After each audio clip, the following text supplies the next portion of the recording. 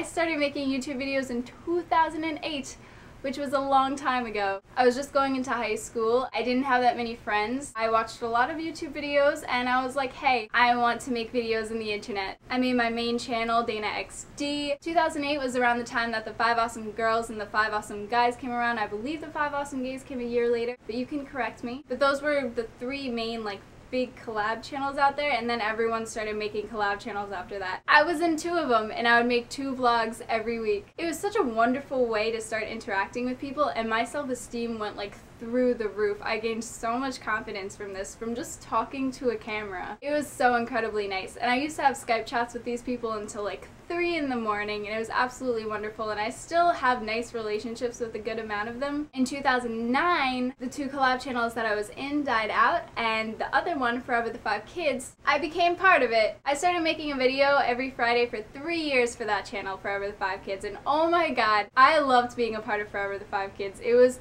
such a wonderful collab channel, and I know a lot of people make fun of collab channels, but our collab channel was so awesome. I just really enjoyed seeing these people every week because I loved these people so much. I'm seeing 2 of them over the summer. Allie and Deidre were going to Lollapalooza, the music festival, and I'm so excited. Last fall, everyone in Forever the 5 Kids was either going into their senior year of high school or going into college, so we couldn't really keep up with it anymore, which was quite sad, but I still do talk to quite a few of them. And my main channel sort of died after that as well. Dana XD totally died after that because I didn't really want to make vlogs anymore. I felt like I didn't have much to talk about. What I did really want to talk about, books. I have this love for books that could never, I love talking about it. I could talk about books forever. I love having nice conversations with people, intellectual conversations with people about books.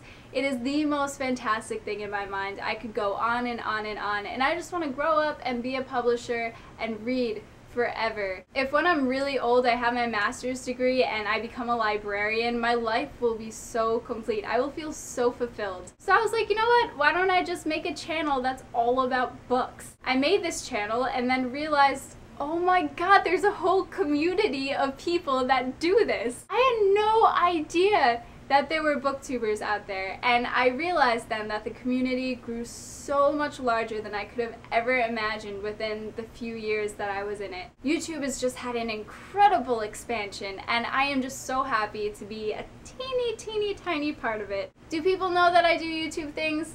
Yes. It got kind of hard to hide after a while once you're doing 2 vlogs a week, 3 vlogs a week. It's just something that I do. That's my YouTube story. I'd really like to know yours if you make YouTube videos, or what videos you enjoy watching, or if you've been watching videos for a while, have you noticed that the community expanded so broadly? What I really like to do sometimes when I'm feeling super nostalgic is look back at my old videos. I have almost 5 years worth of videos on there, full of memories and places that I've gone and things that I've done with other people that I've lost contact with. It's almost like having a journal, only so much better because you're seeing everything that's happening. It's been a great time. I don't think I could ever stop making videos. And I haven't talked to a camera in almost a month. I'm so sorry. I was away for a while. I've been doing some things, nice things actually. My life is going quite well, but it is nice talking to a camera again, especially about books. So let me get on to the book haul. I started reading The Bell Jar by Sylvia Plath, and I was like, I'm gonna need some happy chick lit after this. And what's happier chick lit than a Sarah Dessen book? Not including Dreamland, because that one's super depressing. Even though it is a wonderful book, super depressing. Anyway, happy chick lit, What Happened to Goodbye by Sarah Dessen. I'm just expecting this to be a good story, YA, romance, happiness. McLean has pretended to be so many different people that she doesn't even know who she is anymore. Adorable boy moves next door. What is she gonna do? I'm excited to read this after The Bell Jar. That's my plan anyway. Not sure if it's gonna happen like that, but that's my plan. The Road by Cormac McCarthy. I read No Country for Old Men this month by the same author for school. I really enjoyed the style. The writing style was really interesting. And it was full of action and not something that I generally read, but I thoroughly enjoyed it. This is about a father and son after the apocalypse. It's all about their journey through it. Things happen.